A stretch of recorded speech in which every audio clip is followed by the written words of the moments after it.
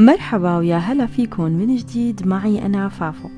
فيديو اليوم رح نعمل سوا حلاوة الجبن، وصفة طيبة لذيذة ومناسبة لأجواء رمضان. بس قبل ما نبدأ رح نعمل أول شي الحشوة أو القشطة يلي هي القريشة. حطيت 2 لتر حليب على النار وتركته حتى يغلي، بعدين ضفت معلقة صغيرة ملح الليمون، وإذا مو متوفر فيكي تستبدليه بمعلقتين كبار خل أبيض حصرا، وحركت حوالي دقيقة.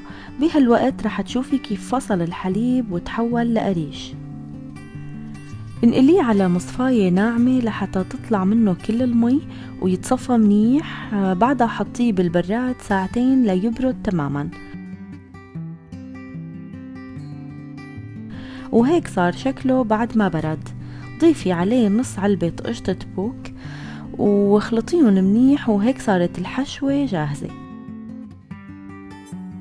لتحضير حلاوة الجبن حطي 1.5 كوب مي على النار، بس يقربوا من الغليان ضيفي 3/4 كوب سكر، 2 معلقة كبار ماء زهر، وحركي حتى يدوبوا منيح.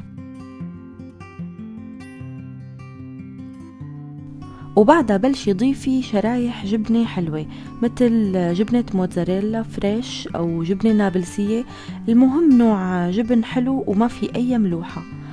استخدمت نص كيلو جبن تقريبا. كملي تحريك لحتى تدوب الجبنة منيح مثل ما واضح.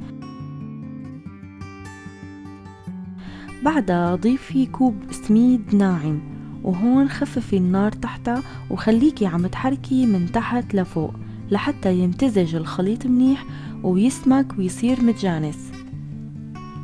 تأكدي انه الجبنة والسميد اتداخلوا ببعض بشكل كامل. نزلي العجينة على نايلون وحطي فوقها كمان طبقة نايلون وافرديها بالشوبك. النايلون ضروري حتى ما تلزق العجينة، لأنه بهالمرحلة رح تكون سخنة كتير ولزجة، وبنفس الوقت ضروري تفرديها وهي سخنة، لأنه إذا بردت ما بقى بتفرد معك وبتصير شقفة واحدة. رقيها لتوصلي لسماكة 1/4 سنتي تقريبا، وانتبهي منيح وفرديها بلطف حتى ما تتشقق.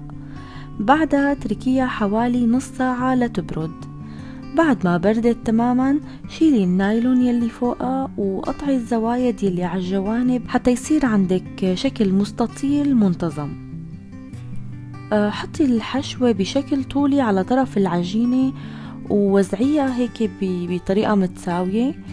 لفي العجينة على القشطة مثل ما واضح، واستعيني بالنايلون يلي تحت العجينة حتى يكون اللف مرتب ومنتظم. ورجعي اعملي لفة تانية. وهيك أول رول حلاوة جبن صار جاهز. اقطعي بالسكين عند نهاية الرول وانقلي الرول بلطف على صينية أو لوح أو أي شي مسطح. طبعا كرري العملية لتخلص كل الكمية. هالمقادير بتعملك تقريبا 3 رولات كبار.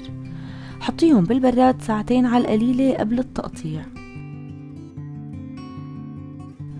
بعد 2 ساعات طلعيهم وقطعيهم وزينيهم بالفستق الحلبي مع مربى زهر الليمون إذا متوفر.